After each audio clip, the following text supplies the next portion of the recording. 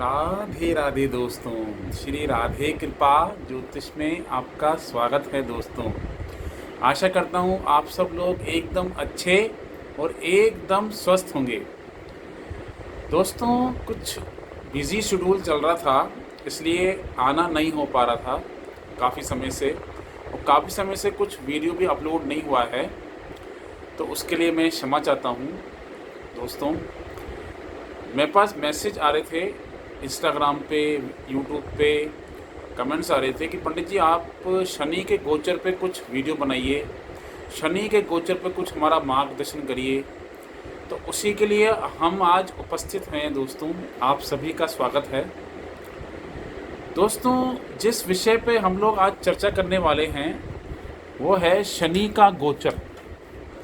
शनि का गोचर दोस्तों मीन राशि में होने वाला है। 29 मार्च रात्रि 9:41 पे शनि देव का गोचर मीन राशि में होगा। शनि देव जो अभी कुंभ राशि में गोचर कर रहे हैं वो मीन राशि में प्रवेश करेंगे। दोस्तों मैं पिछले काफ़ी समय से देख रहा हूँ यूट्यूब पे, इंस्टाग्राम पे, इसको लेकर काफ़ी सारे एपिसोड ज्योतिषों ने बनाए हैं, काफ़ी सारे क्लिप्स बनाए हैं, शॉर्ट्स बनाए हैं, ठीक है।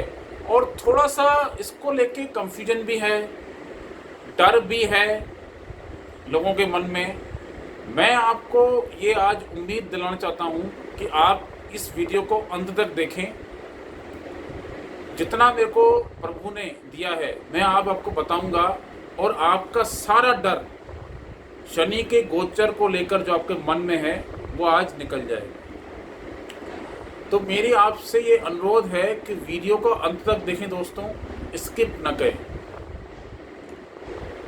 देखिए दोस्तों सारे ग्रह जो है वो ट्रांजिट करते हैं, लेकिन 4 ऐसे ग्रह हैं जिनको बहुत अधिक महत्व दिया जाता है गोचर में। वो हैं शनि देव, वो हैं बृहस्पति देव, राहु देव और केतु देव। अब शनि और बृहस्पति देव के गोचर को फलित ज्योतिष में काफ़ी महत्वपूर्ण माना गया है। क्यों माना गया है महत्वपूर्ण? क्योंकि कोई भी जब इवेंट होता है, कोई भी बड़ा इवेंट होता है ज्योतिष में, तो उसको हम लोग शनि देव और बृहस्पति देव के गोचर से देखते हैं। गोचर का जो रोल है वो इतना है कि आपके जीवन में जो भी घटना घटित होने वाली है, टाइमिंग ऑफ इवेंट, वो हम लोग गोचर से देखते हैं। गोचर को लेकर भयभीत होने की बिल्कुल भी आवश्यकता नहीं है, क्योंकि गोचर उतना महत्वपूर्ण नहीं है जितनी दशा महत्वपूर्ण है। दशा का अपने आप में काफ़ी ज़्यादा इम्पोर्टेंस है, क्योंकि दशा ही आपके जीवन में आपको कैसा दशा मिल रही है उसके अकॉर्डिंग आपको जो भी आपका कार्य होगा वो दशा के अकॉर्डिंग होगा। गोचर खाली उस टाइमिंग को बताता है कि वो किस समय होगा। तो गोचर को लेकर बिल्कुल भी आपको डरने की आवश्यकता नहीं है, सिर्फ गोचर आपके अच्छे या बुरे समय को बताता है। दशा ही महत्वपूर्ण होती है, इसलिए दशा पर ही गौर करें, गोचर पर नहीं करें, ठीक है। तो सारा फोकस गोचर पे रहता है, इसलिए डर मन में लगता है कि अब शनि का गोचर मीन राशि में होगा तो क्या होगा, मेरे लिए क्या होगा, मेरा लगन ऐसा है, ये मेरी 7:30 स्टार्ट होने वाली तो अब मेरे लिए क्या होगा। ऐसा कुछ भी नहीं होगा। पहले तो ये समझते हैं शनि की कार्य प्रणाली होती कैसे है। देखिए दोस्तों शनि को जो है विरक्ति का कारक माना गया है, न्याय का कारक माना गया है। शनिदेव न्यायाधीश हैं। जो भी आपने कर्म किए हैं अच्छे या बुरे, उसका रिजल्ट, उसका परिणाम शनिदेव आपको देंगे। तो जो भयभीत होते हैं जो लोग, वो अपने कर्मों से भयभीत होते हैं, ना कि शनि के गोचर से भयभीत होते हैं। कुछ गलत कर्म किया है उसका परिणाम जो है उनको भुगतने के लिए जो उनको डर है वो बना रहता है। अगर आपके अच्छे कर्म हैं अगर आपका झुकाव है ईश्वर की तरफ, अगर आपने कोई ऐसे काम नहीं किए हैं, तो फिर आपको डरने की आवश्यकता है ही नहीं। ठीक है। तो और मैं आपको एक चीज बता दूं कि शनिदेव जो हैं वो तुला राशि में उच्च के होते हैं। तुला राशि का सिग्निफिकेशन क्या है? तराजू। जो शनिदेव आपकी जिंदगी में जो साढ़े हाथी आती है, वो आपको बैलेंस करती है। ठीक है, आपको पूरा बैलेंस करके अच्छे से परिपक्व बना के फिर शनिदेव दूसरी राशि में प्रवेश करते हैं। ठीक है, तो घबराने की, डरने की बिल्कुल भी आवश्यकता नहीं है। ठीक है, ये एकमात्र गोचर है, इससे आपकी जिंदगी पे या आपकी लाइफ पे कोई इफेक्ट नहीं पड़ने वाला है। क्योंकि दशा को महत्वपूर्ण समझिए, गोचर को नहीं। गोचर तो आते रहेंगे, जाते रहेंगे। ठीक है, तो डरने की आवश्यकता नहीं है। फिर मैं आपको बता रहा हूँ, मीन राशि जो है वो आप देखोगे हमारे आध्यात्म की राशि है, जल तत्व राशि है, मेडिटेशन की राशि है, योगा की राशि है, गुरुओं की राशि है। वहां पे अगर कर्म कारक ग्रह जाएगा तो हमारे कर्मों को कैसे करेगा? आप ऐसी तरफ आपका झुकाव बढ़ेगा, आध्यात्म की तरफ, मेडिटेशन की तरफ, देने की तरफ आपका ध्यान होगा। देने की तरफ अगर आप देने की, आपकी थिंकिंग देने वाली हो जाएगी तो आपको किसी तरह की समस्या नहीं आएगी। लेना और देना, इन दोनों में बहुत डिफरेंस है। तो थोड़ा देने की तरफ भी आपका झुकाव बनेगा, गुरुओं की तरफ झुकाव बनेगा, आध्यात्म की तरफ झुकाव बनेगा, तो आपको किसी तरह की समस्या नहीं आएगी। दान पुण्य करते रहिए अपनी राशि के अकॉर्डिंग, अपनी लगन के अकॉर्डिंग, दूसरों की मदद करते रहिए, किसी तरह की समस्या नहीं आने वाली है। अगर आप ज्योतिष के क्षेत्र में कार्य कर रहे हैं या ज्योतिष सीख रहे हैं, तो देखिए मैं आपको एक चीज समझा देता हूँ। मेष राशि वालों की जो है वो साढ़े हाथी स्टार्ट होने वाली है। क्या क्या इसका चल रहा है अभी, जैसे मैं आपको एक बता देता हूँ डोमेन। कुंभ राशि, मेष राशि और मीन राशि। मीन राशि की जो है वो बीच की है, बीच का इनका टाइम चल रहा है। कुंभ राशि की उत्तरन, मकर राशि में समाप्त हो गया साढ़े हाथी। कुंभ राशि की उत्तरन और मेष राशि की चढ़न, मतलब सिर पे, जो मेष राशि की है वो सिर पे है।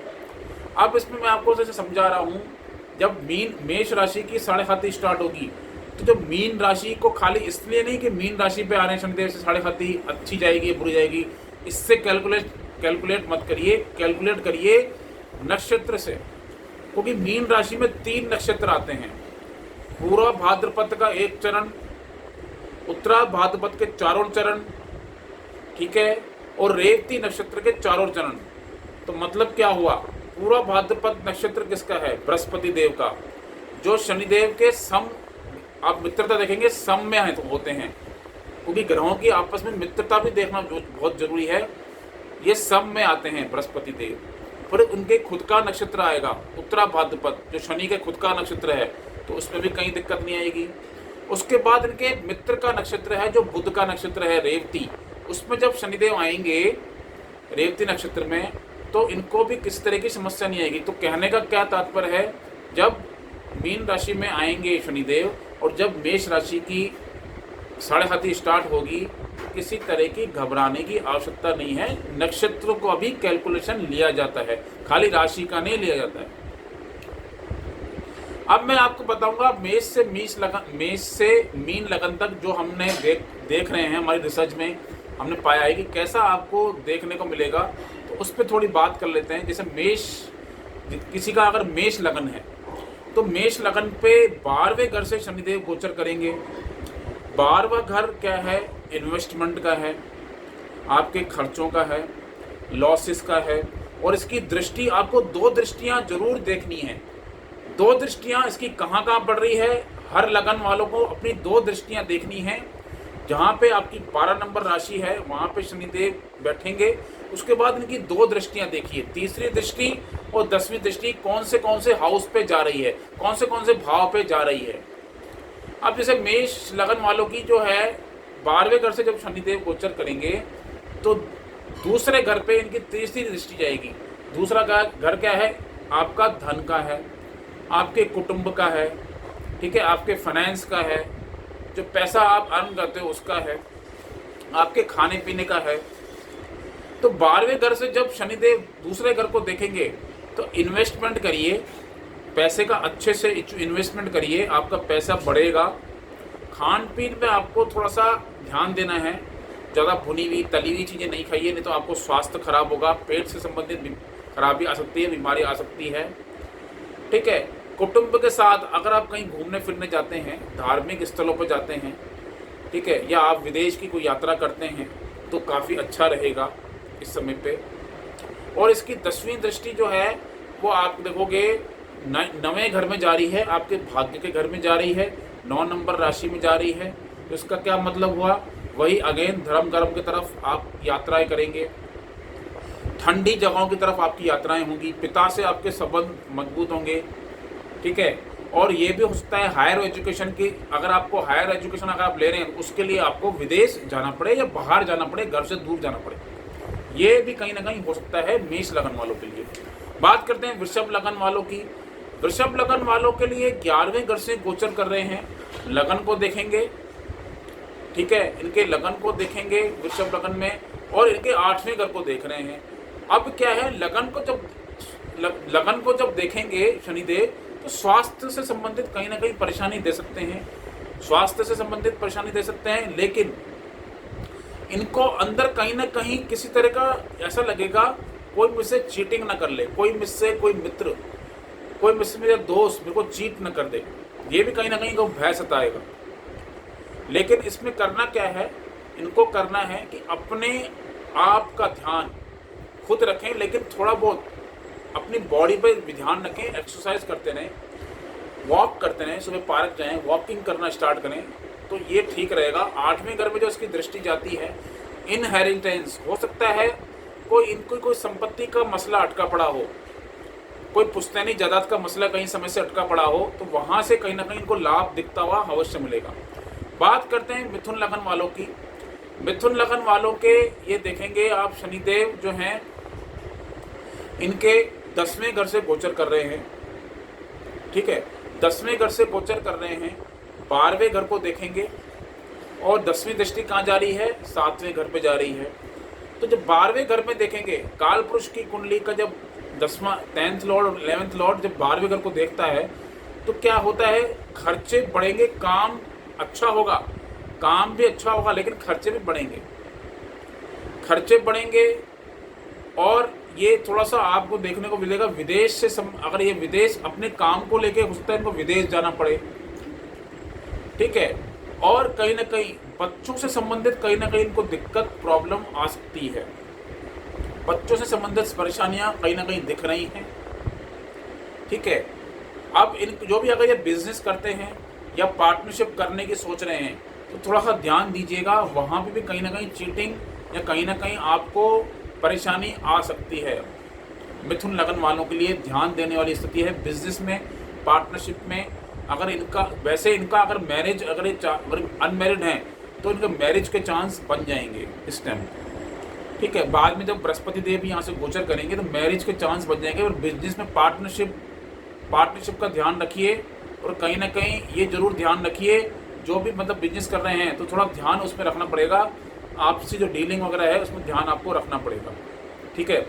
अब बात कर लेते हैं हम आगे कर्क लगन वालों की। कर्क लगन वालों के 9वें घर से शनिदेव गोचर कर रहे हैं, 11वें घर को देखेंगे और 6ठे घर को देखेंगे, ठीक है। देखिए 11वें घर अगेन बड़े भाई का है, इनके गेन्स का है, डिज़ायर्स का है, ठीक है, और इनके मित्रों का है। तो मैं फिर ये कहूँगा गेन्स वाली जब राशि में जब शनिदेव देख रहे हैं, अगर ये अपने पिता से संबंध अच्छे कर ले, अगर ये अपने गुरुओं से संबंध अच्छे कर ले, अगर ये अपने मेंटर से संबंध अच्छे कर ले तो इनको गेन्स होंगे, ठीक है, 100% गेन्स होंगे। लेकिन गुरुओं का मान सम्मान करें, पिता का आशीर्वाद लेते रहें, गेन्स होगा ही होगा इस 2.5 साल में। 6ठे घर में देख रहे हैं तो रोग ऋण रुपू, अगर कई टाइम से कोई मान लीजिए कोई लोन ले रखा है या कोई मान लीजिए इनका कोर्ट केस चल रहा है तो वहाँ से कहीं ना कहीं इनको राहत मिलती हुई दिख रही है। कोर्ट केस चल रहा है, लंबा कोर्ट केस चल रहा है, राहत मिलेगी, है ना। कोई मान लीजिए कोई लोन वगैरह का चक्कर चल रहा है, तो मान लीजिए लोन लेना चाहते हैं, तो वो भी कहीं ना कहीं समाधान निकल जाएगा।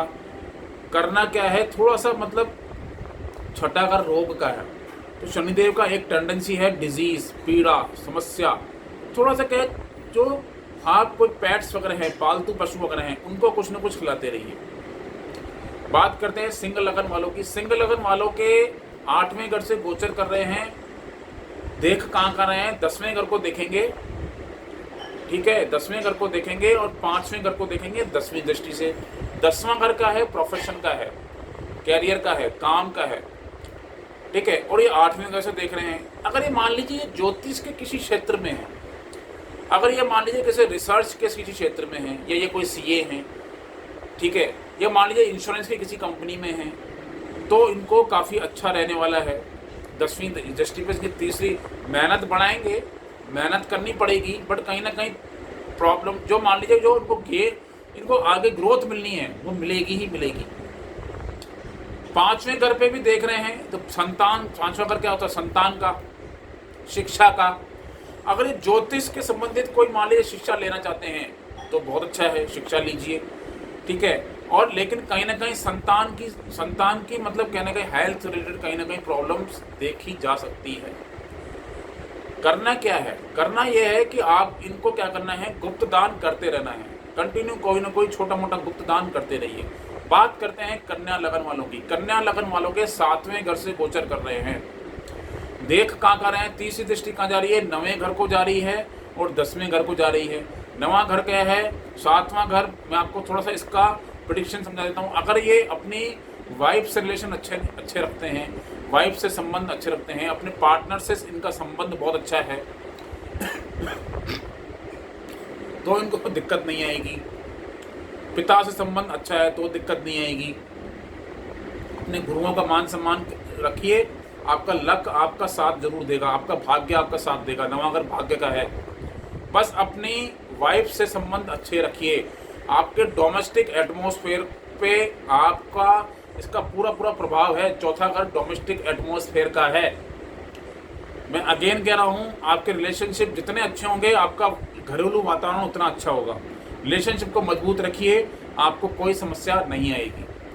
तुला लगन वालों के लिए ये शनिदेव जो हैं 6ठे घर से गोचर कर रहे हैं। 6ठे घर से गोचर करके तीसरी दृष्टि कहाँ जा रही है, 8वें घर पे, ठीक है, और इनकी जो है 10वीं दृष्टि तीसरे घर पे जाएगी।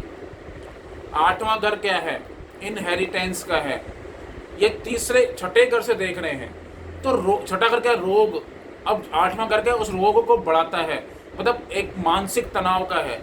होता है इस किसी रोग की वजह से आपको मानसिक तनाव हो या डिप्रेशन में आ जाए, ये तुला लगन वालों को थोड़ा देखना पड़ेगा। लेकिन मैं आपको एक चीज़ समझा देता हूँ कि 8वां घर क्या है, आपको मान लीजिए किसी तरह की कोई आपने कोर्ट केस चल रहा है या आपको कोई लोन चल रहा है, ठीक है, तो आपको एक विशेष ध्यान देना है। जब भी आपकी कोई कोर्ट केस की तारीख आए, जब कुछ ऐसी चीज़ें हैं, तो जरूर कहीं ना कहीं इसका दान जरूर करना, शनिदेव का दान जरूर करना। या तो चींटियों को, मकोड़ों को कुछ ना कुछ खिला दीजिए, आपकी कोई समस्या नहीं आने वाली हेल्थ से रिलेटेड। और दूसरा क्या है, ट्रैवल भी करते रहिए, ठीक है, ट्रैवलिंग थोड़ा सा आप अपनी ज़िंदगी में इन्वॉल्व कर लीजिए। आपके लिए, तुला लगन वालों के लिए ये शनि का गोचर काफ़ी अच्छा रहने वाला है। बस आपको क्या करना है, जो मान लीजिए ज़मीन पर चलने वाली चींटी मकोड़े हैं, उनको कुछ ना कुछ खिलाते रहिए। वृश्चिक लगन वालों के 5म हाउस से गोचर करेंगे, 5वें घर से गोचर करने वाले हैं, 7वें घर को देखेंगे और दूसरे घर को देखेंगे। अब क्या है, वृश्चिक लगन वालों के 5वें घर से गोचर कर रहे हैं। अगर तो देखिए 5वां घर क्या है, 5वां घर क्या है, हमारे चित्त का है, हमारे आनंद का है। आनंद, जितना ज़्यादा व्यक्ति आनंदित रहेगा, जितना ज़्यादा व्यक्ति एंटरटेन रहेगा, जितना ज़्यादा व्यक्ति कोई मुख पे, वाणी पे भगवत चर्चा रहेगी, भगवत चर्चा, कोई मंत्र का उच्चारण, या मान लीजिए कोई अगर एक भगवत गीता का पाठ वगैरह भी करते हैं, या मान लीजिए कोई इस तरह की कोई अगर एक क्रिया में कोई कथा वगैरह में रिलेटेड कोई काम करते हैं, तो इसके लिए काफ़ी अच्छा रहेगा। बच्चों से अगर ये लगाव रखते हैं, बच्चों से इनका मतलब प्रेम अच्छा है, ठीक है, तो इनके लिए काफ़ी अच्छा रहने वाला है। बस कॉन्फ्लिक्ट तो समस्या कहाँ आएगी, रिलेशनशिप को लेकर छोटे मोटे लड़ाई झगड़े चलते रहेंगे। बस इनको करना क्या है, दोनों हस्बैंड वाइफ को ठंडे इलाकों की तरफ यात्रा करिए। ऐसे इलाके जब वायु को शनिदेव वायु तत्व कर ठंडे इलाकों को दिखाते हैं, ठंडे इलाकों की तरफ, जैसे मान लीजिए मसूरी या वैष्णो देवी की यात्रा अगर आप करते हैं तो आपको किस तरह की समस्या नहीं आएगी। धनु लगन वालों के लिए शनिदेव जो है चौथे घर से गोचर कर रहे हैं, छठे घर को देखेंगे, छठे घर को ये देख रहे हैं धनु लगन में, और फिर ये आप देखोगे 7, 8, 9 लगन पे इनकी दृष्टि है। अगेन छठे घर को देख रहे हैं। छठा घर को हमारा क्या है, रोग ऋण रुपु, रोग ऋण रुपु का है, हमारी सर्विस का है, हमारी जॉब्स का है।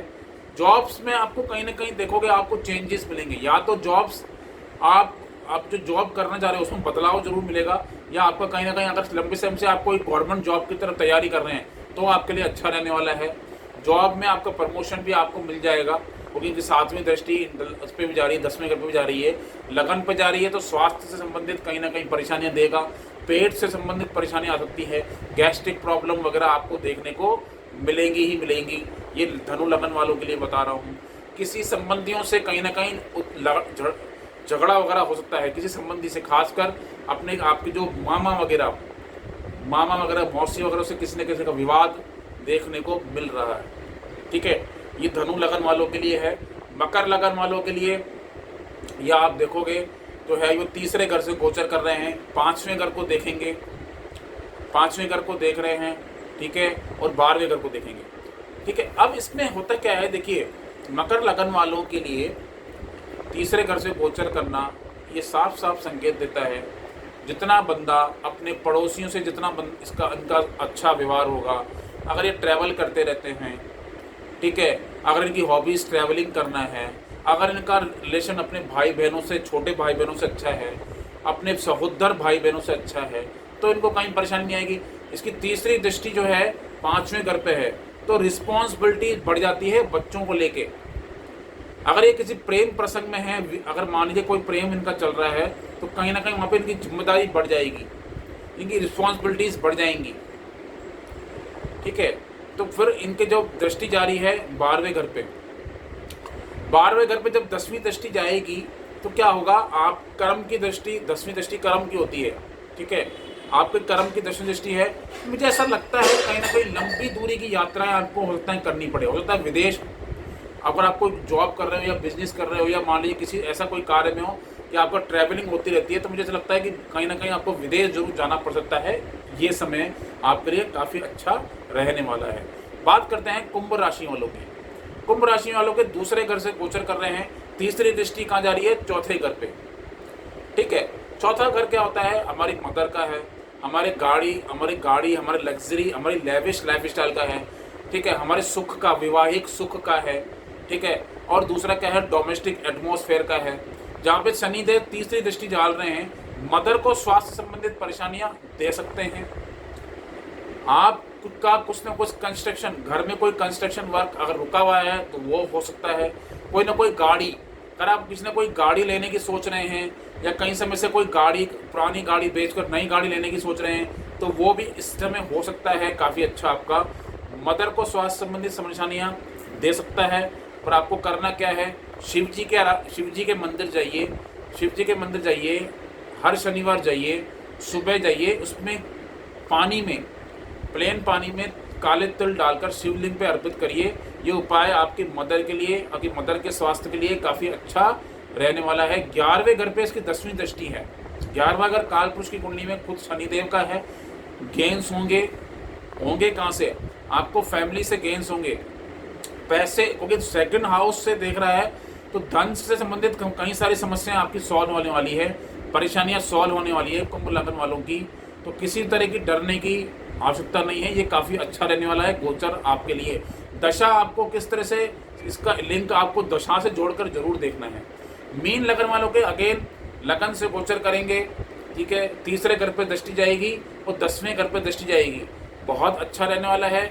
आप अपने गुरुओं का मान सम्मान करते रहिए, छोटे भाइयों का ख्याल रखिए, और आपके जो ऑफिस है, वर्किंग एनवायरनमेंट में आपको, अगर आप गवर्नमेंट जॉब की तैयारी कर रहे हैं, गवर्नमेंट सेक्टर से कुछ न कुछ, अगर आपको कुछ न कुछ प्रमोशन का कोई इंतजार है, तो वो आपका कहीं ना कहीं होने वाला है। गवर्नमेंट जॉब, अगर आप गवर्नमेंट जॉब की तरफ तैयारी कर रहे हैं तो लगेगी। अगर आप कोई प्रमोशन का वेट कर रहे हैं काफ़ी समय से, वो प्रमोशन भी आपको मिलेगा इस समय, ये आपके लिए काफ़ी अच्छा रहने वाला है। बस आपको छोटी मोटी यात्राएं करनी है, अपने स्वास्थ्य का ध्यान रखना है, किसी तरह के वाद विवाद में नहीं फंसना पड़ोसियों से और अपने छोटे भाई बहनों से। ठीक है दोस्तों, तो ये मेरी आपको गोचर, शनि के गोचर से जो मैंने आपको, मेरा प्रेडिक्शन था, जो मेरा रिसर्च था, वो मैंने आपको बता दिया। कमेंट्स बॉक्स में मेरा नंबर है दोस्तों, किसी तरह का कंसल्टेशन आपको लेना हो वहाँ आप ले सकते हो। ठीक है, और किसी भी तरह की डरने की आवश्यकता नहीं है। मैं फिर आपको बता दूं, कोई ज्योतिष के किसी भी शास्त्र में, बड़े शास्त्र की बात बता रहा हूँ, चाहे वो बृहद पराशर होरा शास्त्र हो, चाहे वो भावात रत्नाकर हो, चाहे वो जातक परिजात हो, चाहे वो बड़े कोई भी शास्त्र हो, क्लासिक में गोचर का ज़्यादा उल्लेख नहीं है। किसी भी बड़े क्लासिक में गोचर का उल्लेख नहीं है। तो किसी भी तरह का आप यूट्यूब में देख के, इंस्टाग्राम में देख के आप डर रहे हो, ये भय लग रहा है आपको, तो वो डरने की आवश्यकता नहीं है, भय खाने की आवश्यकता नहीं है। आप सिर्फ अपने कर्मों को बैलेंस करिए, अपने कर्मों को अच्छा करिए। हर परेशानी से आपको किसी तरह की आपको डरने की आवश्यकता नहीं है। ठीक है, तो दोस्तों आज के लिए इतना ही। अगर आपको कोई क्वेश्चन हो तो आप मुझसे पूछ सकते हो। नमस्ते, राधे राधे, जय श्री राम।